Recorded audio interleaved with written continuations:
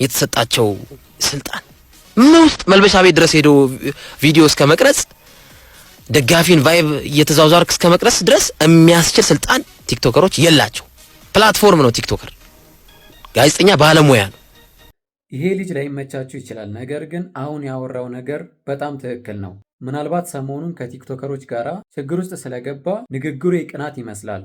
ግን ያወራው ነገር ትክክል ነው። ሁሉም ነገር ቦታ አለው። ለምሳሌ ጠቅላይ ሚኒስትሩ፣ ከንቲባዋ፣ የተለያዩ ባለስልጣናት የሆነ ፕሮግራም ቢኖራቸው፣ የሆነ ንግግር ቢኖራቸው፣ የሆነ ዝግጅት ቢኖራቸው እነ ሙሴ ሰለሞን፣ እነ ብሩክ ኒውስ ብቻ ቲክቶክ ላይ ዜና የሚሰሩ ልጆች እዛ ሄደው ቪዲዮ የመስራት ምንም አይነት መብት የላቸውም፣ ፍቃድ ካላገኙ በስተቀር ማለት ነው። ልክ እንደዛው ይሄ ነገርም ስፖርት ነው። ለዛ ደግሞ ሊጋበዙ የሚገቡት የስፖርት ጋዜጠኞች፣ ሬዲዮ ላይ ሊሆን ይችላል፣ ቲቪ ላይ ሊሆን ይችላል፣ ብቻ በስፖርቱ ስልጣን ያላቸው ዝግጅትን ሊመሩና ሊያስተላልፉ የሚችሉ ሰዎች ናቸው መጋበዝ የነበረባቸው። ነገር ግን ቲክቶከሮች እዛ ቢሄዱ፣ ቢቀርጹ፣ ፖስት ቢያደርጉ፣ ይህንን ነገር ፕሮሞት ቢያደርጉ ችግር አለው ወይስ የለውም?